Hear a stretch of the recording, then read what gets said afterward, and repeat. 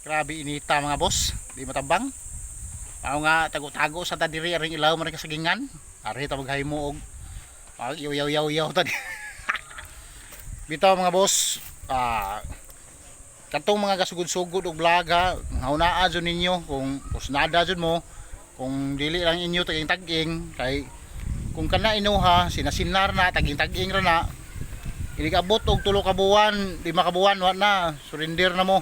Pero kung ibutang ninyo sa inyong kasing-kasing, inyong pag-vlog, nga nauna dyan ninyo nga mag-success mo dire, padayon mga boss. Kay, way siguro kung maabot ang panahon nga mapansin ta dire. Kanang mga uban dito diha, kanang mga uban ka vlog ha, kanang mga dagko nga content creator, isam po na sila gasugod mo po sa zero na sila.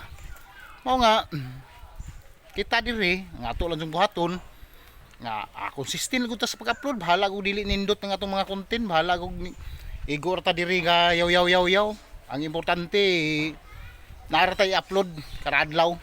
Nya yan mabusok kani nga ni ro ako diri ilawom kasagingan, ga yaw ta diri kay kerting inita ug adto tang sud atong bahay, kerting inita halos gabagbaga ang kainit.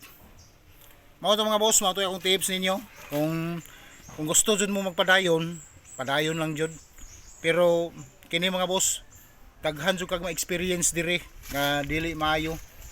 Murag testingan jud ka ni Boss M kung asa ka taman.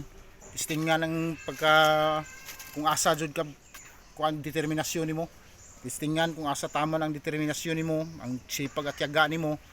Kay kung malampasan nimo mga boss ang pagsubok ni Boss M dire, dihan ang dapita magtagumpay ka. Wala ayaw mo katuan ng panindutay og content dili na. Walay panindutay og content dire.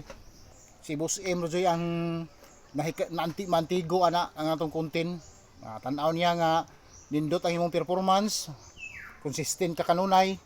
Kana makita niya na mao na nga i-boss niya ang imong mga content dito sa wider audience sa kadaghanan. Daghan makakita ang imong content. Basta kay post lang yun kanang gipangayo ni Boss M kanang karon kay content monetization naman god, 3-in-1 nga tools. Dapat mo post ka og picture, text post, long video o reels. Bisag tagsa-tagsa ra nga ana mga boss kada adlaw. Mao na akong tambag ninyo.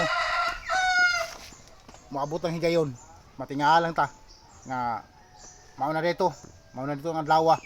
Okay, sige, thank you.